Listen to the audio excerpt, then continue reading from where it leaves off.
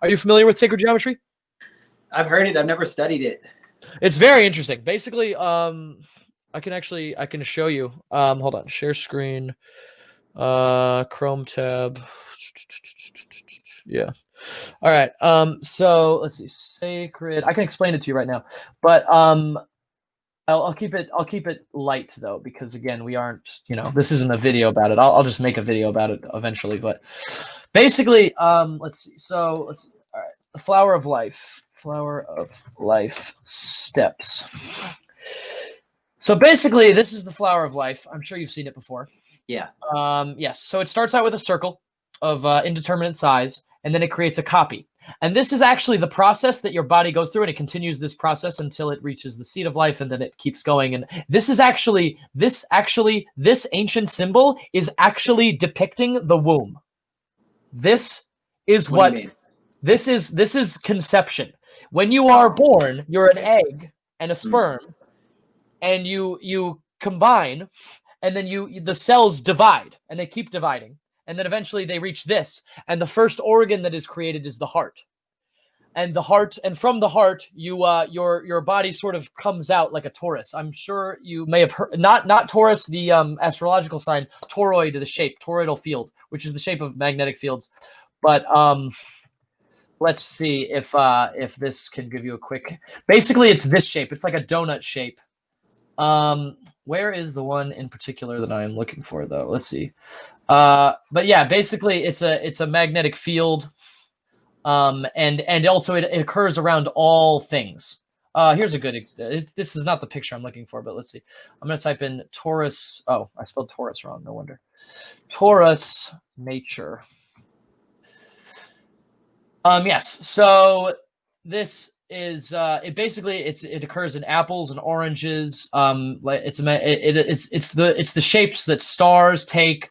You've heard of the Fibonacci sequence. The Fibonacci sequence is basically the Fibonacci spiral is basically a torus looking at it from the top. Like if you were to look at this shape from the top down, not from the side, it would look very much like this is an example. See, it's like a slice, a 2D slice of the 3D torus. Okay. However, this is from the side, but let's see. So what is the significance of this? Basically, that is the shape of the universe, from what I understand, because fractals always come around this shape, and it's the shape of breath, the shape of magnetism, and magnetic fields are actually how we think. Our brain, uses electricity. Literally, you cannot move electricity. Whenever electrons move in a wire, it creates a magnetic field. That's how you create electromagnetism. Is you just have a magnet that you run electricity through, and it creates a magnetic field, and it creates a magnet with a north and south pole. The Earth has a magnetic field. The sun. Hold on. Let's see. Sun. Taurus. Let's see. It may not work. Yeah, no, this is not. Let's see. Sun. Let's see. I'm trying to think of. Yeah, you see how this is the sunspots have those like magnetic like arches that come out of the sun. That's a result of Taurus and magnetic fields. Do you see these like spirals that come out? Those are the sides of Tauruses basically. Let's see. Okay. Oh, duh. Sun magnetic field. Duh. Magnetic field. Yeah, see, this is what it looks like. It's all just a bunch of stacked Tauruses together, and then and it kind of forms this shape overall. Okay. So they're everywhere. Basically, Tauruses are the shape of everything. And that lends evidence to the fact that we are in fact everything. But again, honestly, even without all that, you really can't disagree with, you cannot be a part of the universe without also being the universe, right? Yeah, unless you subscribe to the belief that we are created by a god. In which case, if you are a traditional sort of Abrahamic faith, then one might say that we are not made of the same thing. However, actually, even they can't disagree, because God made us from the dirt. He made Adam from dust to dust, from dust we came and from dust we will rise. So even if you are a Christian or a Muslim or something like that, you still cannot deny that you cannot be a part of the universe without also being the universe, even if you believe that God is separate. Yeah. I believe that the torus is also the shape of consciousness. Our brains kind of look like this. This is how we think. And that's actually there's also studies. I could go on YouTube and look up magnetic fields on the brain. Let's see, magnets, human brain. So yes, I'm actually much more interested in healing the blah blah blah, but like actual studies. Here's one. Humpty Dumpty sat on a wall. It's off now. Humpty Dumpty had a great fall. See, he All turns the it king's on. horses and all the king's men couldn't put Humpty together again. Humpty Dumpty sat on a wall.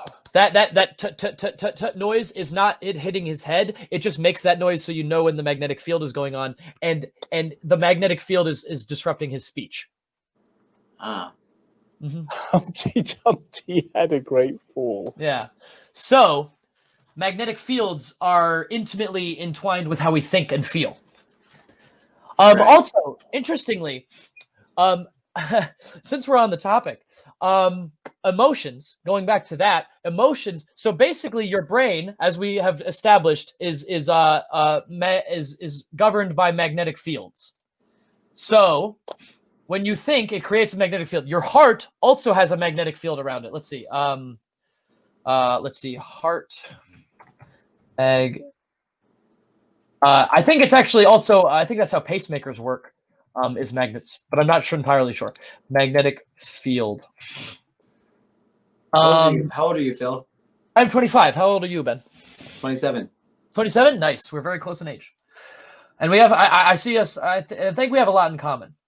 But yeah, it's called. There's a study of things called neurocardiology. I don't know how to spell it, but basically, neuro meaning brain, cardiology meaning heart. There is actually. Okay, so your brain, right, is where you think, obviously, right? Your nervous system is, let's see, nervous system. So your nervous system is your brain, how your brain connects with the rest of your body throughout your spine. Oh, this is a perfect Gruen, because this leads right into what my example is. But basically, it's basically a set of nerves that goes down, starts in your brain, and goes throughout your body, and it's how you move around. It's mainly in your spine. But what this picture, this medical diagram is explaining is that these parts go to these things, but each of these organs actually have their own miniature brain. The biggest clump of neurons is your brain. The second biggest is in your heart, and the rest sort of radiate outwards in the smaller and smaller mini brains. And they are the reason, those are actually the chakras. They are the reason that if you get if somebody gets not decapitated, but breaks their back, I forget what the word is, paralyzed, their organs still work. Somebody paralyzed from the neck down they have to have food injected in them, but their stomach still works and their heart still pumps because they have their own mini involuntary nervous system brains. But because they are the same thing as your actual brain, you actually think sometimes not using your brain, but using your heart and your stomach and less so the rest of your body. And that's why if you feel heartbreak, you feel it in your chest. And that's where the term going with your gut comes from. Because you actually have a mini gut brain. There's tons of studies on it. I don't know I think it might be called neurostomach or something. I don't know. But basically your gut brain is a big piece of study right now because people were doing studies about whether people were full or not and what your nutrition actually affects your cognitive ability. And they found that evidence that it does. In fact, if people have bad nutrition, they have worse anxiety. They have, just worse health because their gut brain is not functioning properly. And it affects the rest of your body. You can, I was going to say you can shut your camera off, but I don't know if you can do that on your phone. I'm sure you could, but anyway, yes. So actually your chakras are, I'm sure you've heard of chakras before, but let's see. But your chakras are actually the mini brains along your spine.